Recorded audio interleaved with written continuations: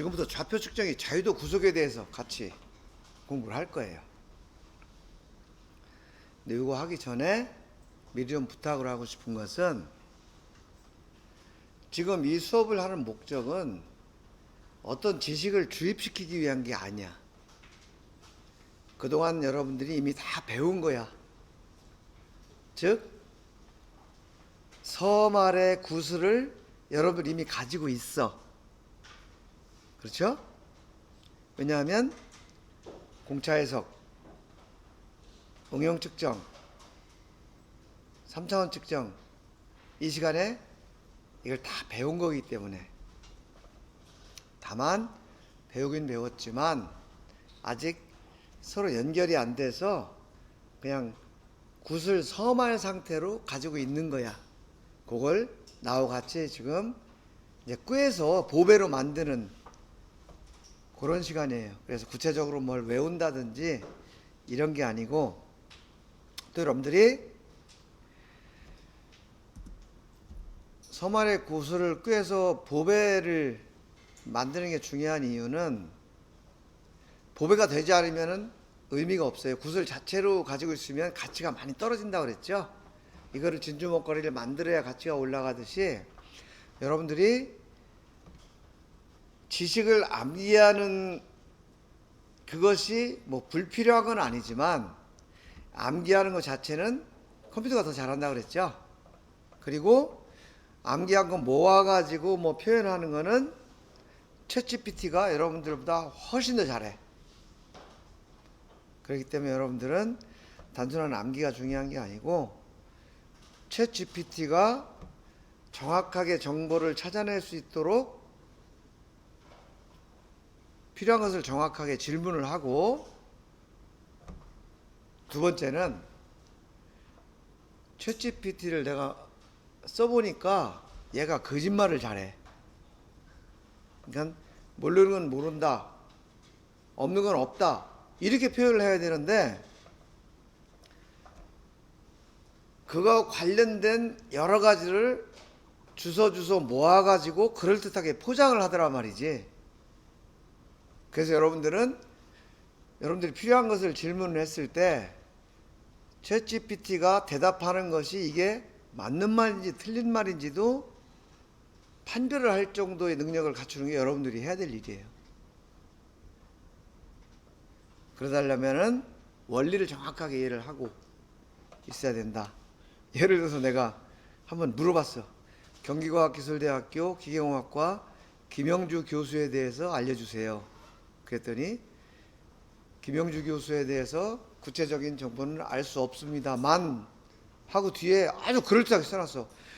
이분은 4차 산업혁명, 뭐 AI 이런 걸 집중적으로 연구를 하고 있고, 국내뿐만 아니고 해외 학회에서도 활발하게 활동을 하고 있고 많은 논문을 발표하고 있다고 이렇게 딱 나오더라고. 근데 나는 논문 발표 본 적도 없고 해외 학회에 가본 적도 없거든.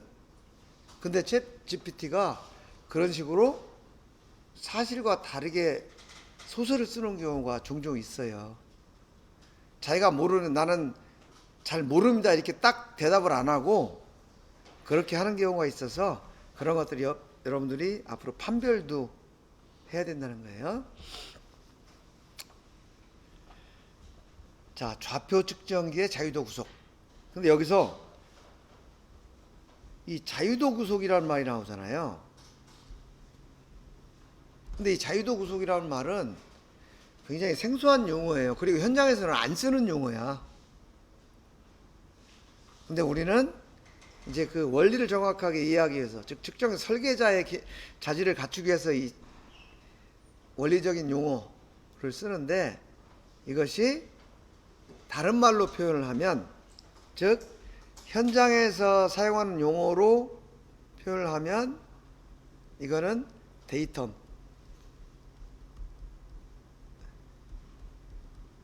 지정, 뭐 또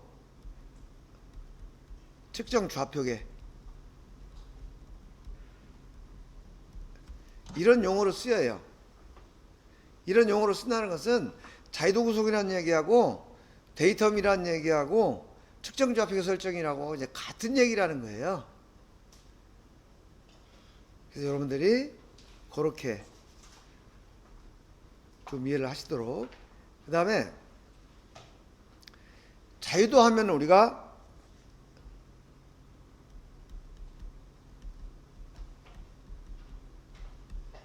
선형자유도 성분 따지죠. 이게 우리 직장에서 치면 선형자유도라는 것은 X, Y, Z 좌표를 얘기하는 거예요. 그리고 여러분 3차원 측정 실습 시간에 얘기를 하면은 요거는 원점 지정하고 같은 얘기야. 그리고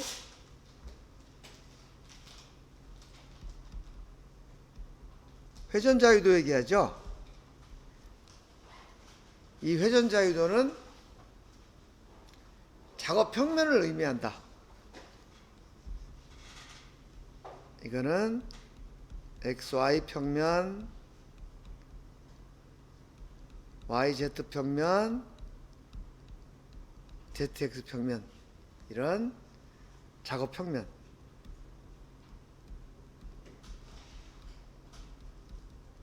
그러니까 회전자유도는 작업 평면상에서의 회전운동이다. 여러분들 3차원 측정기에서 얘기하던 평면회전,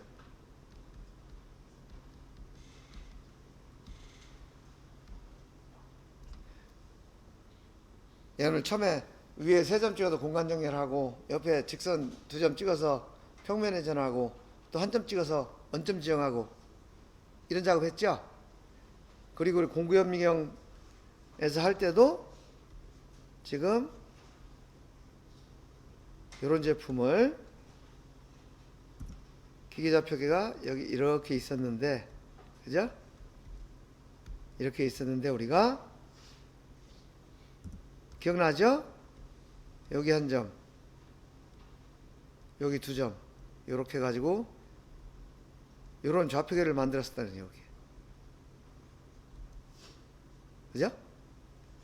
그러니까 요거는 기계좌표계하고 요만큼 회전이 됐고, 요 기계좌표의 원점이 요만큼, 요게 X만큼 요만큼 이동이 돼서 요 기계좌표계가 요 측정좌표 이렇게 바뀌었다고. 요때 요걸 평면회전 했다고 했잖아요. 요게 회전자유도 구속이라는 구속. 요게 원점 지정해가지고 제로 만들었잖아요. X. 요게 원점 지정이라는 선형자유도 구속. 요런 개념으로 여러분들이 머릿속에 넣고 있으면 오늘 수업이 다 끝나는 거야.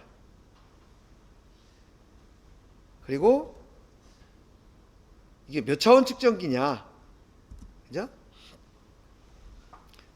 몇 차원 측정기냐. 그 다음에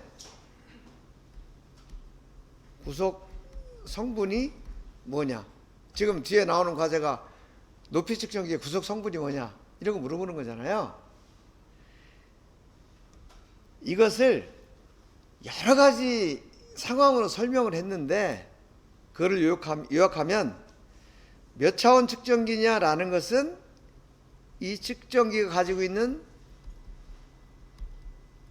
좌표 축이 몇 개냐, 이런 의미예요.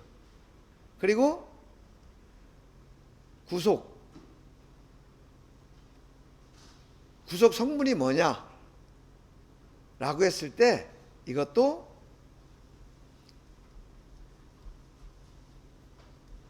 선형운동을 몇 개 구속할 수 있느냐 이렇게 물어보면 이거는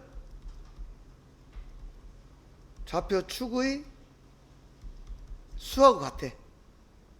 예를 들어서 어떤 측정기가 있는데 X축하고 Y축만 있다. 그럼 이건 선형운동 구속하는 수가 XY 두 개인 거예요. 그 다음에 회전운동 구속 성분 중에서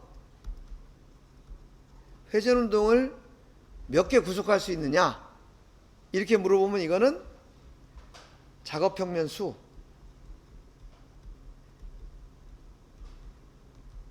동일해. 예를 들어서 여기서 XY축을 가지고 있다. 그러면 TX, TY 구속 가능한 거죠. 그럼 이거는 작업평면이 몇 개야? 지금 작업평면이 몇 개예요? 이 XY축을 가지고 있는 이 측정기가 구성하는 작업평면이. 어? 한 개. 얘는 XY 평면밖에 구성을 할 수가 없죠. 그죠? XY 평면상에서 구속할 수 있는 회전운동은 Z축을 기준으로 돌아가는 거니까 이거는 W 또는 RZ 이렇게 표현을 하는 거죠. 그러면 얘기 끝났죠? 1차원 높이 측정기 좌표축이 몇 개야? 하나. 그러니까 선형운동 한 개밖에 구성 못해. 작업평면 구성이 있어요, 없어요?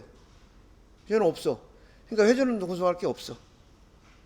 공고현미경 XY축이죠? 그러니까 선형운동 구속 2개. 회전운동은 XY 작업평면. 그러니까 RZ 하나. 그래서 3차원 측정기는 XY, Z 세 축을 가지고 있죠? 그러니까 선형운동 3개 구속하고 작업평면은 XY 평면, YZ 평면, ZX 평면 3개의 작업평면이 있죠. 그러니까 회전운동 3개 구속하고 이렇게 생각하면 간단한 거죠. 그거를 여러 가지 설명을 했고 또 여러 가지로 적용을 했는데 여러분들이 이렇게 정리를 못 해본 거예요. 그거를 같이 정리를 하는 거예요. 이게 오늘 그 수업할 내용인데 각 측정기에서 구속할 수 있는 자유도를 파악한다. 근데 이미 다 했어 지금. 이것도 마찬가지예요. 구속할 수 있는 자유도 성분. 구속하지 못하는 이유. 구속하지 못하는 이유는 뭐예요?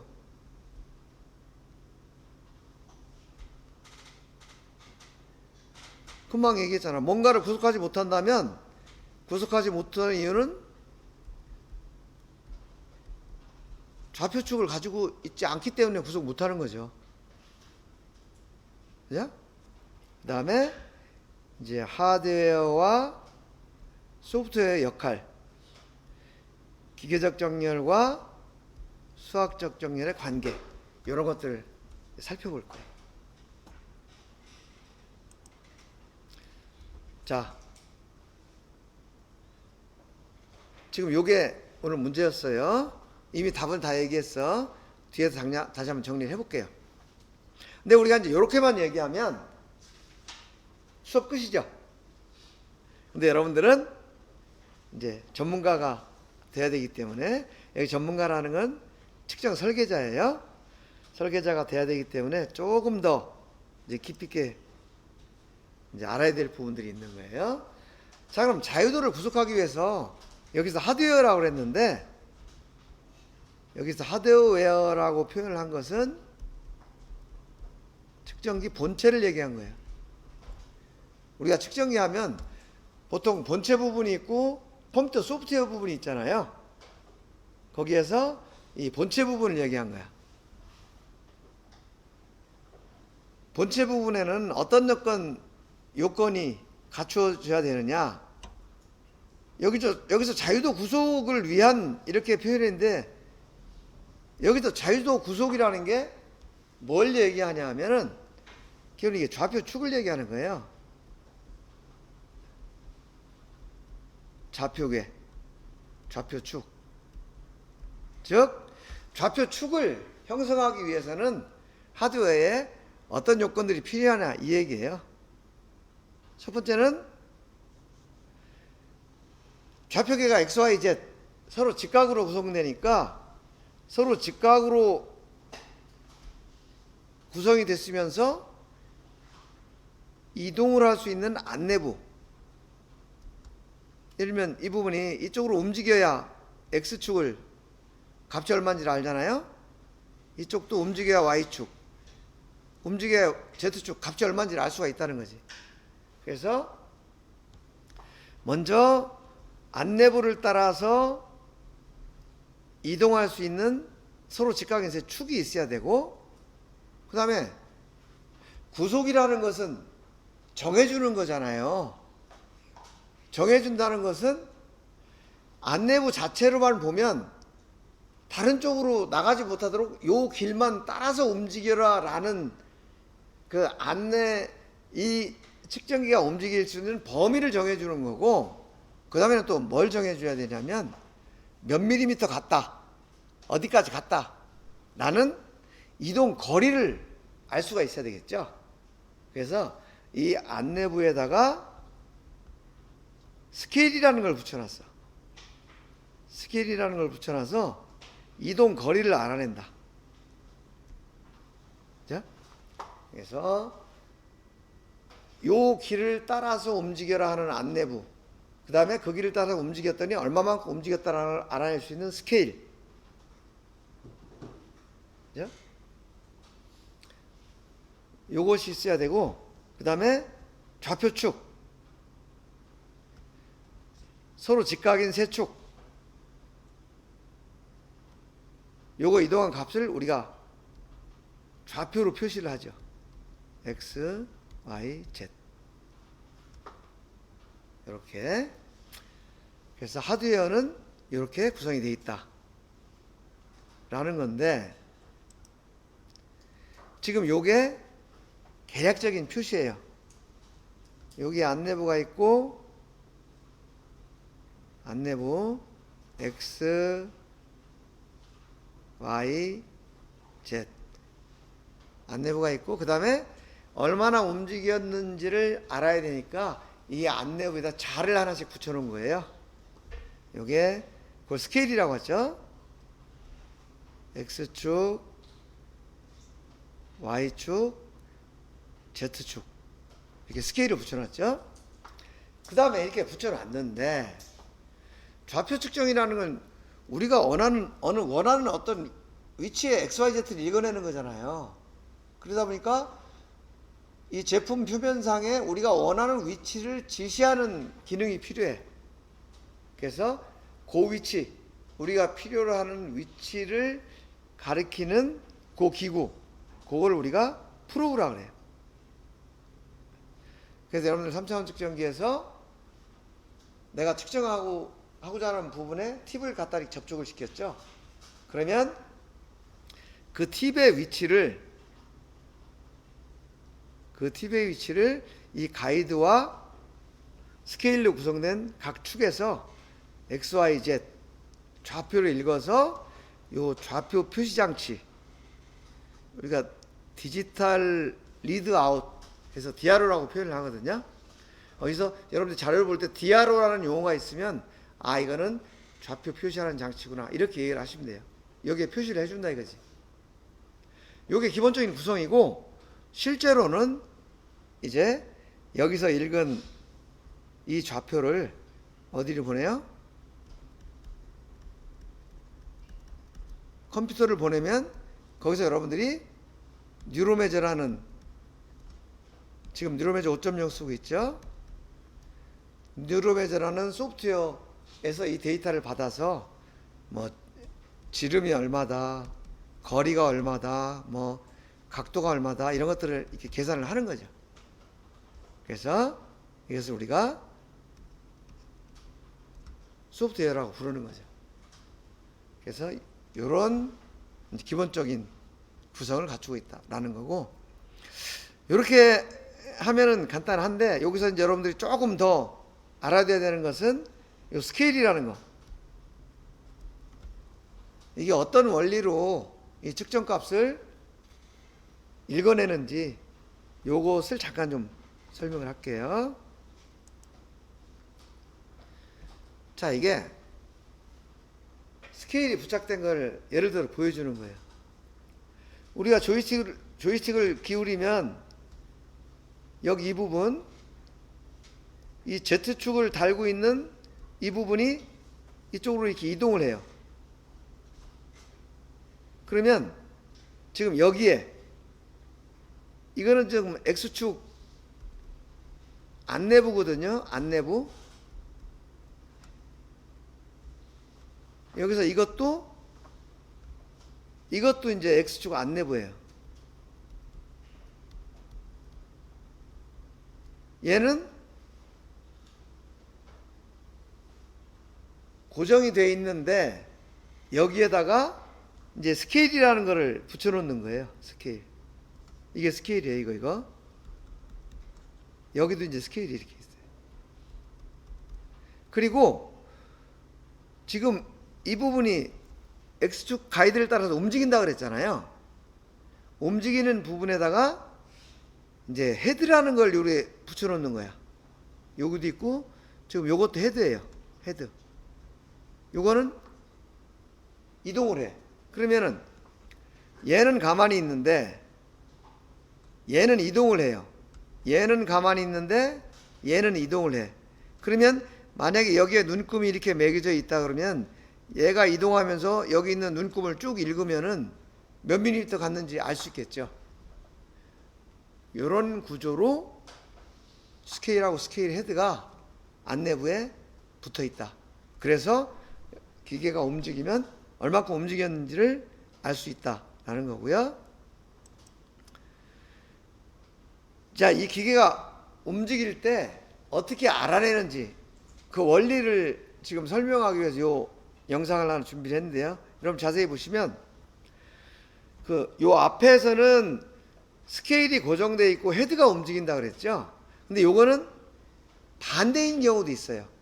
헤드가 고정되고 스케일이 움직이는 거죠. 그럼 상대 운동을 한다는 입장에서 보면 마찬가지가 되죠. 그러면 이 헤드에서 이 스케일 읽은 값을 여기다가 수치로 표시를 하는 거예요. 한번 보세요. 이렇게 움직이는 거죠.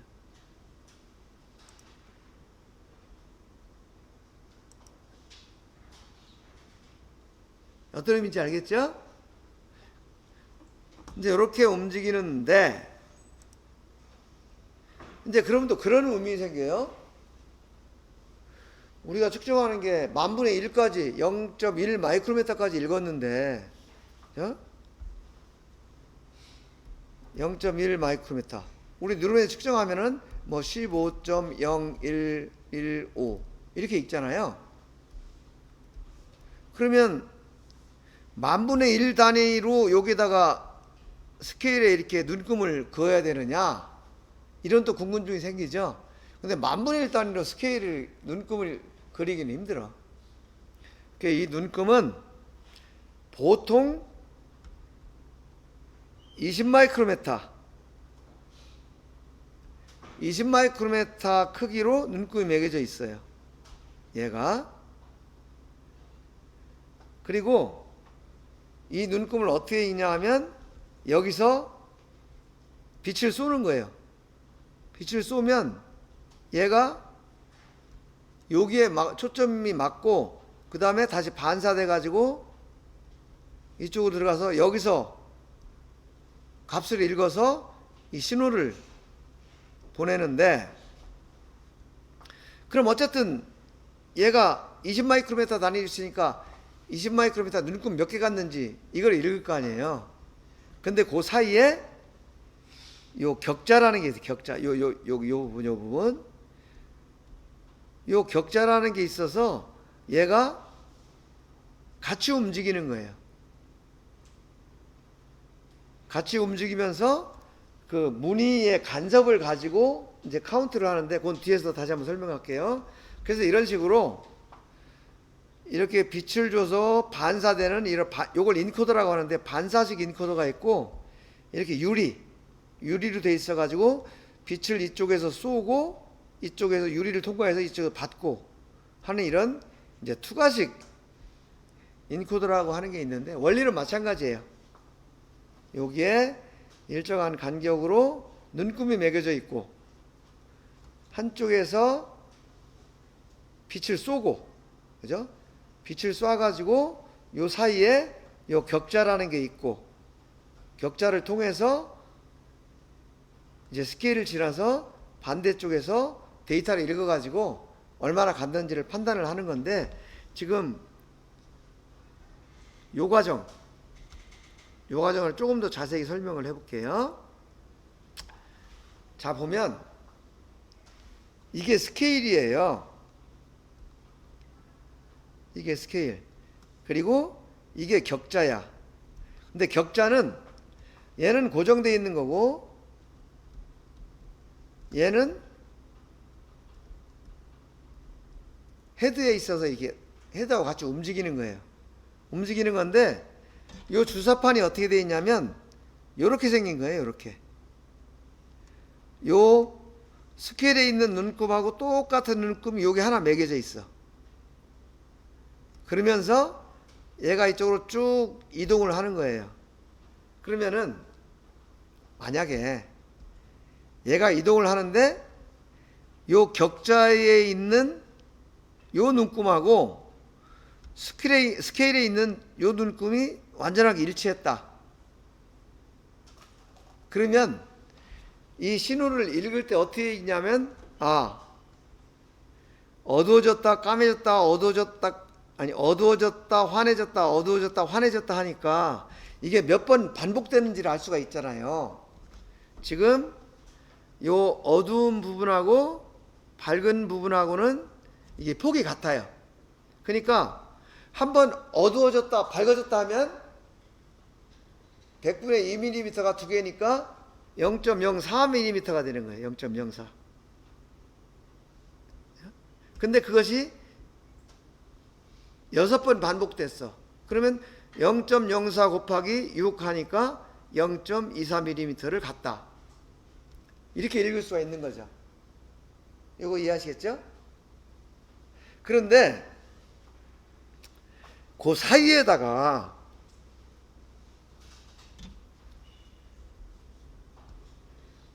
요 사이에다가 등분을 이렇게 쭉 나눴어. 등분. 격자 하나가, 그러니까 한 사이클을 돌 때 0.04라고 그랬잖아요. 요 사이를 전자 회로로 16등분을 예를 들어서 이렇게 나눠놨어. 그러면 0.04를 16으로 나눴으니까 어떻게 돼요? 요 조그만 거, 요거 하나가 0.0025mm가 되는 거죠. 이렇게 회로를 구성을 해놨어요. 그래서 실제 측정기가 움직일 때 이런 경우가 있어요. 아까는 여기에 딱 일치했었죠. 까만 거에. 근데 까만 거에 일치하지 않고 얘가 요 밝은 부분을 완전히 이렇게 막았단 말이지. 이 격자가. 원래는 여기가 이렇게 밝은 부분인데, 스케일 자체는 밝은 부분인데 격자에 있는 요것 때문에 요를 딱 막았어요. 완전하게. 그럼 어떻게 돼요? 여기는 하나, 둘, 세 칸이 전부 까맣게 연결된 거죠. 그렇게 되면 그건 무슨 얘기냐 하면, 아까 여기서 여기까지 16칸을 나눴었는데 중간에 딱 갔으니까, 중간이라는 게 요 사이를 딱 막은 거잖아요. 밝은 사이를 딱 막은 거잖아요. 그러니까 요 딱 반에 갔구나. 그러니까 어떻게 돼요? 자, 여기까지가 예를 들면 13,521번 반복됐어. 그러니까 13,521번은 지나쳤고 13,522번은 안 됐어. 그 사이에 있는 거죠. 근데 그 사이가 얼마냐면 8칸이 갔다 이런 거지. 그러니까 0.04 곱하기 13,521 플러스 아까 16칸 나는 게 그 조그만 거 한 칸이 0.025라고 그랬죠. 곱하기 8 한 거만 요거에다가 요거 더한 거만큼 지금 같다. 그래서 요 값이 나오는 거예요. 근데 요렇게 완전히 일치하는 경우도 있고 여기에 일치하는 경우도 있지만 대부분은 얘가 중간쯤에 이렇게 걸리는 경우가 있다는 거죠. 중간쯤에 걸리면 어떻게 돼요? 밝은 부분이 일부분 가려지겠죠. 그 비율을 계산해서 이렇게 계산을 하는 거예요. 자, 요만큼 갔어. 근데 아까는 꽉 찼었는데 요만큼이 비었죠. 그러면 옆으로 더 지나가서 틈새가 생겼다는 거죠. 그래서 그걸 회로주기를 처리하니까 요거는 아까는 8번째에서 멈췄었는데 이번에는 여기가 아니고 요만큼 더 가서 여기서 멈췄구나. 여기 요만큼이에요. 그래서 요거 플러스 0.002 곱하기 13 요걸 더해가지고 요 값이 이 측정기가 움직인 이제 값이 되는 거죠.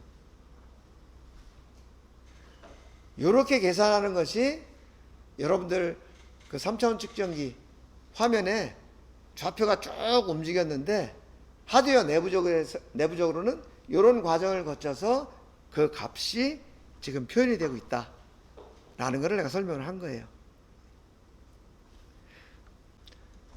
지금까지 설명한 것이 측정기 내부에서 좌표를 표시할 때 이루어지는 현상이다, 이렇게 이해를 하면 되고요. 자, 그 다음엔 자유도 구속에 필요한 좌표축. 우리가 선형운동이 XYZ UVW였죠. 선형운동은 축이 필요하고, X축 선형운동이라는 것은 X축을 따라서 움직이는 운동을 얘기하고요. Y축, Z축. 여기서 보면 TX, TY, TZ 이 값이 되죠. 그 다음에 회전운동 U는 RX 여기죠. X축을 기준으로 회전하는 운동이니까 이거는 YZ 평면상에서 이루어지는 거고, 그 다음에 V는 요 Y축을 기준으로 회전하는 거니까 ZX 평면상에서 이루어지는 거고, W는 요 Z축을 기준으로 회전하는 거니까 이거는 XY 평면에서 이루어지는 운동이다, 이렇게 보는 거죠. X축과 Y축이 이루는 작업 평면 요걸 XY 평면이라고 그래요. 그 다음에 Y축과 Z축이 이루는 작업 평면 요게 YZ 평면이죠. 그리고 Z축과 X축이 이루는 작업 평면 요것이 ZX 평면이다, 요렇게 이해를 하면 돼요. 그러면 이건 3차원 측정기인데 1차원 측정기나 2차원 측정기에서는 이 중에서 어떤 것이 빠졌는가, 요것만 생각해 보면 되는 거죠. 그래서 이제 이 얘기예요. 높이 측정기에서 지금 좌표축이 이렇게 돼 있죠. 구속 가능한 성분, 선형 가능하죠. 나머지는 X, Y 좌표축 자체가 없기 때문에 선형 운동도 불가능하고 회전 운동도 불가능하죠. 구속하지 못하는 이유는 좌표축이 없기 때문에, 그죠? 그 다음에 투영기, 요거는 축이 이렇게 구성이 돼요. 그러면 XY 가능하죠? 선형운동. 그 다음에 회전운동은 X축과 Y축이 있으니까 얘는 XY 작업평면을 구성할 수 있죠. 그럼 XY 작업평면 상에서 회전할 수 있는 성분은 W다. 그죠? Z축 선형운동과 RX, RY를 구성할 수 없는 이유는 Z축이 없기 때문에 그런 거죠. 그 다음에 3차원 측정기는 다 구속할 수 있는 거죠. XYZ, UVW. 구성하지 못하는 성분은 없다.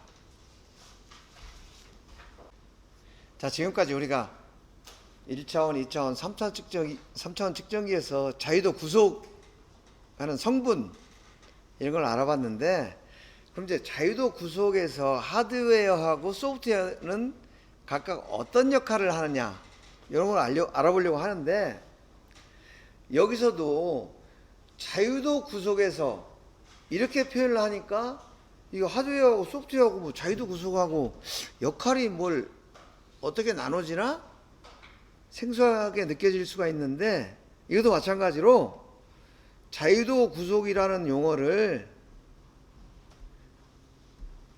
데이텀 설정 또는 측정 좌표계 설정, 이렇게 용어를 변경을 하면 조금 더 익숙해요. 측정 좌표계 설정할 때 측정기가 각각 어떤 역할을 하느냐, 지금 이런 얘기예요. 그래서 이것은 무슨 얘기냐 하면, 하드웨어는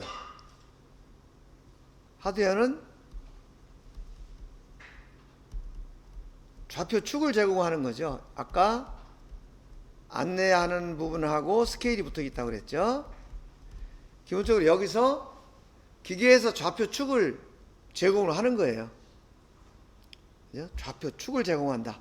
이게 가장 기본적인 기능이죠. 그리고 이 측정기가 가지고 있는 좌표 축이 몇 개냐에 따라서 몇 차원 측정기냐가 결정되고, 구속할 수 있는 자유도 성분이 결정된다. 즉 측정 좌표계에서 할 수 있는 일, 여러분 3차원으로 보면 공간 정렬, 평면 회전, 원점 지정, 이것이 다 가능하냐, 아니면 평면 회전하고 원점 지정만 가능하냐, 아니면 원점 지정만 가능하냐, 이런 것들이 1차적으로 하드웨어에 의해서 결정된다. 그리고 소프트웨어에서는 우리가 실제로 필요한 실제 작업을 하는 거예요. 이거는 기계 좌표계를 기준으로 해서 우리가 편리한 대로 활용을 하는 거야. 그리고 여기서 하는 일은 뭐예요? 도면에 맞춰서 데이텀을 설정하는 작업이다. 모든 계산이 기계좌표계를 기준으로 되기 때문에 이 기계좌표계는 절대로 변경을 하면 안 되는 거예요. 변경을 할 수도 없어요. 그렇지만 측정좌표계는 도면에 따라서 자유롭게 변경이 가능하다는 거죠. 그런데 소프트웨어가 기능이 아무리 좋아도 공구현미경이 좌표축을 X, Y만 가지고 있는데 소프트웨어에서 Z축을 만들어서 계산할 수는 없다는 거죠. 그래서 이것은 기본적으로 기계 좌표계에서 제공하는 좌표축에 의해서 영향을 받는다라는 거예요. 지금 요 하드웨어와 소프트웨어의 역할 구분 정확하게 이해할 수 있나요? 근데 여기서 이제 한 가지 우리가 더 생각해 볼 것은, 우리가 실제 측정하는 것은 전부 수학적 정렬이에요. 앞에서도 잠깐 그 하드웨어의 안내부 얘기할 때 이제 설명을 했는데, 수학적 정렬은 X, Y, Z, 이 좌표계가 서로 완벽한 직각이에요.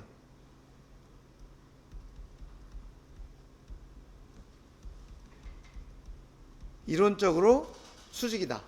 그런데 하드웨어는 어떻다고 그랬어요? 사람이 만드는 거기 때문에 오차를 가지고 있다고 했죠.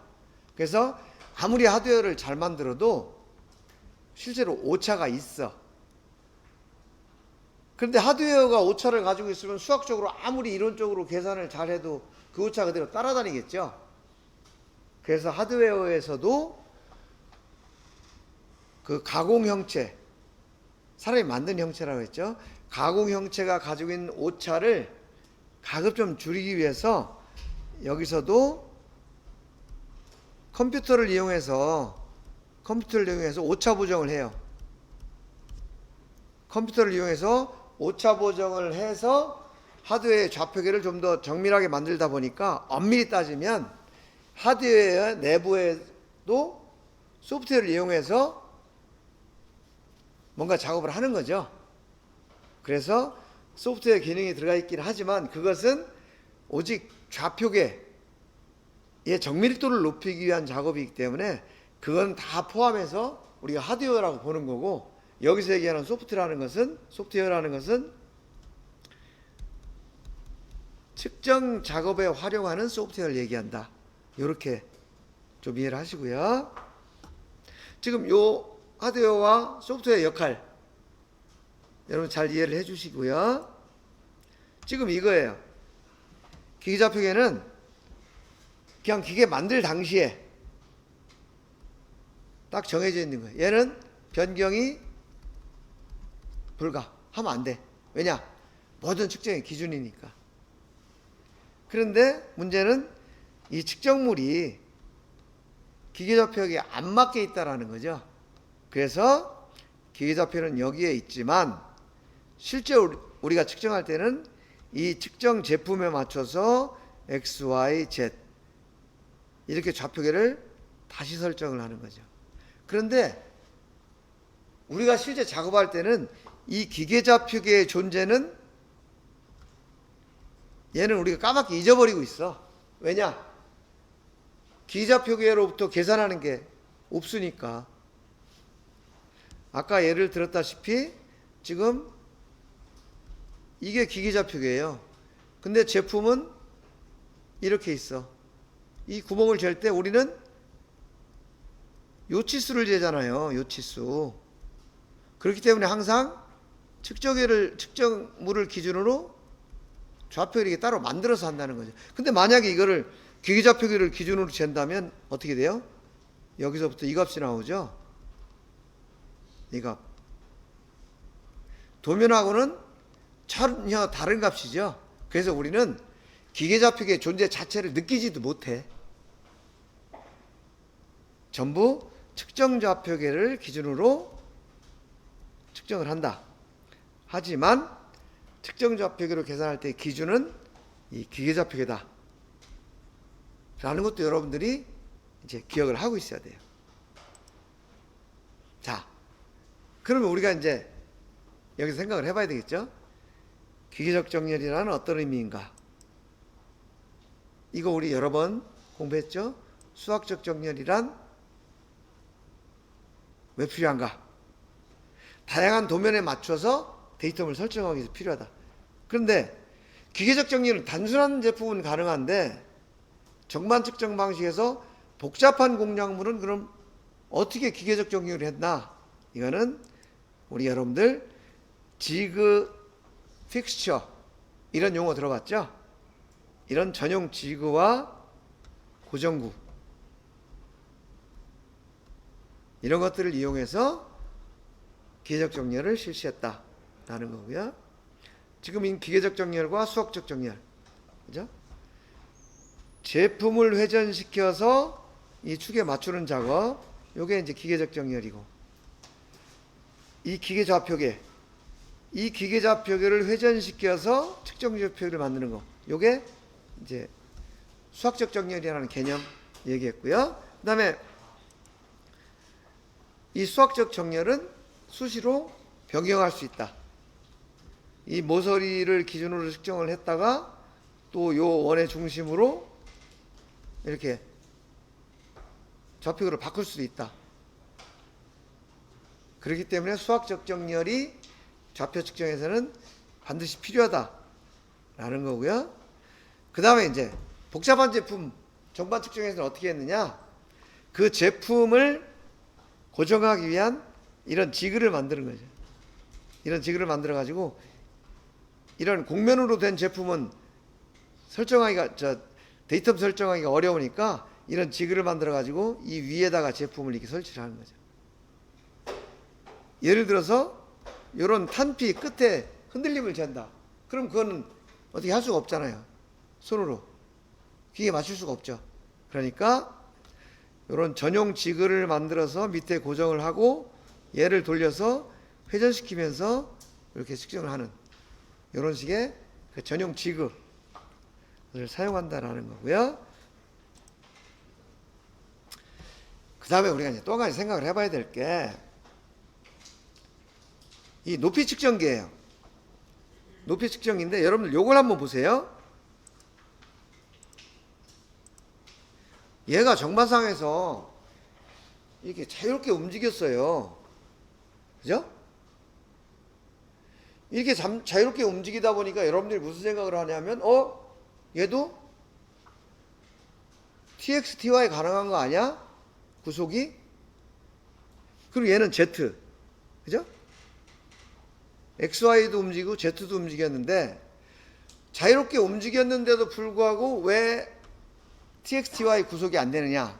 그것은 얘가 움직이긴 움직였지만 XY 축이라는 이 좌표 축을 기준으로 움직인 게 아니고 자기 맘대로 움직였기 때문에 이것은 구속이 불가능하다 이렇게 보는 거예요. Z축은 어때요? Z축은 그 안내부를 따라서 움직이면서 스케일을 이용해서 얼마나 움직였는지 알 수가 있죠. 그래서 Z축만 구속이 가능하다 이렇게 얘기를 하는 거고요.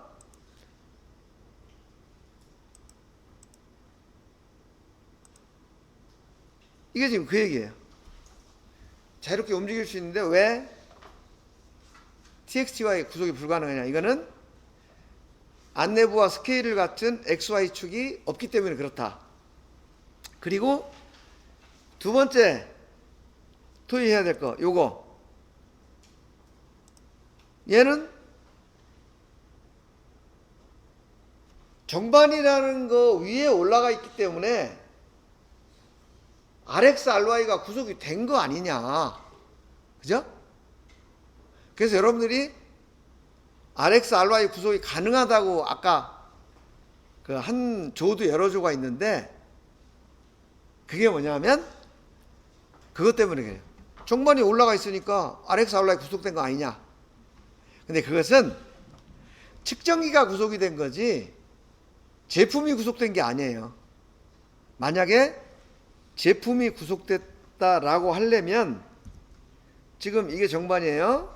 정반에 지금 측정기가 이렇게 있어요. 그리고 여기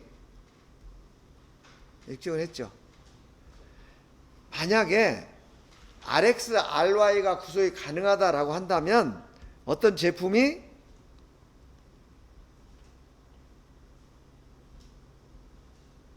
이렇게 있을 때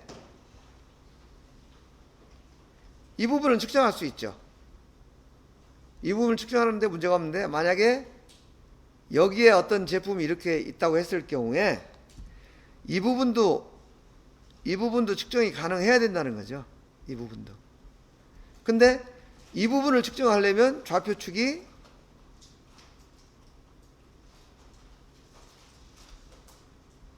이렇게 형성이 돼야 돼요. 그럼 만약에 이쪽을 우리가 Z축이라고 그러고 이쪽을 X축이라고 그랬으면 RY가 가능해야 되는 거죠. Y축을 기준으로 Z 평면에서 평면회전을 할 수가 있어야 되는데 근데 여기는 이미 X축이 없기 때문에 이 회전이 불가능하다는 거죠. 그래서 RX, RY가 구속이 안 된 거고 아니 구속할 수가 없는 거고 이 측정기 자체는 정반 위에서 RX, RY가 구속돼 있다. 이렇게 이해를 할 수가 있는 거죠. 요거 이해하실 수 있겠어요? 그 다음에 그러면 이거는 도대체 몇 차원 측정기냐? 당연히 1차원 측정기죠. TZ밖에 구속을 못하니까. 그런데 이제 이런 거는 가능할 수 있겠죠. 여기에 만약에 여기에다가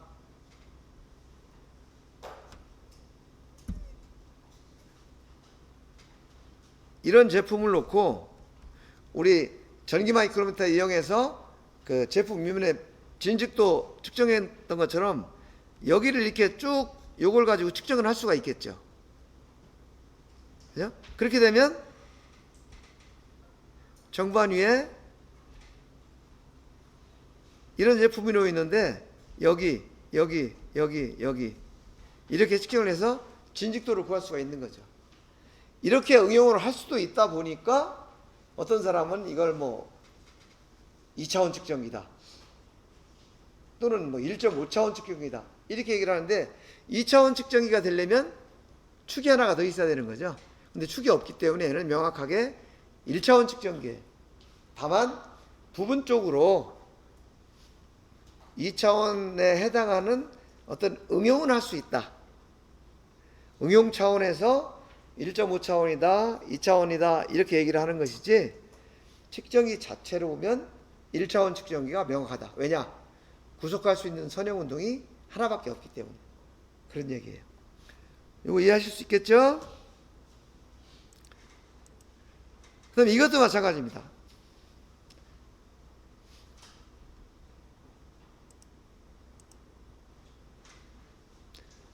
그 다음은 투영기를 볼게요. 자, 투영기. 얘는 공구형도 마찬가지예요. 우리가 초점 맞추기 위해서 Z축을 이렇게 이걸 올리면 Z축이 오르락내리락 했잖아요. 그럼 Z축이 자유롭게 움직일 수 있는데 왜 TZ는 구속이 불가능하다고 했냐? 라고 한다면 Z축은 그냥 초점을 맞추기 위해서 움직인 거지 안내부와 스케일을 갖춘 Z축이 구성되어 있지 않다 그런 얘기예요. 그래서 TZ는 구속이 불가능하다 그랬고 또 제품이 공장 물리에 딱 놓여져 있기 때문에 RX, RY가 구속 가능한 거 아니냐 이런 의견이 있을 수 있죠. 근데 이것도 마찬가지로 기계적으로 고정이 되어 있을 뿐이지 만약에 RX, RY가 구속이 가능하려면 공간 정렬을 할 수가 있어야 돼요. 그 윗면을 가지고. 근데 실제로는 불가능했죠. 그렇기 때문에 이것은 UV는 측정 좌표계 설정에 활용할 수가 없기 때문에 구속이 불가능하다 이렇게 보는 거고요. 그 원인은 Z축이 구성되어 있지 않기 때문에 그런 거죠.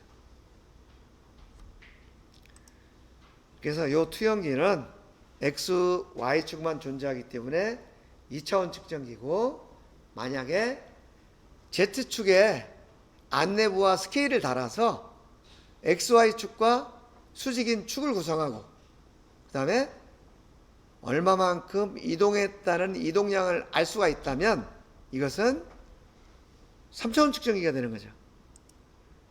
그래서 그런 경우를 우리가 비접촉 3차원 측정기라고 얘기를 한다라는 거예요. 여러분들 그 3차원 측정실에 보면은 비접촉 3차원 측정이 있는 거 보셨죠? 그것이 원리적으로 따지자면 투영기에다가 Z축을 구성해서 자동화한 거예요. 그러니까 여러분들이 지금까지는 1차원, 2차원, 3차원 측정기를 따로따로 공부를 했지만 원리적으로 보면 1차원 측정기의 확장이 2차원 측정기고 2차원 측정기의 확장이 3차원 측정기다.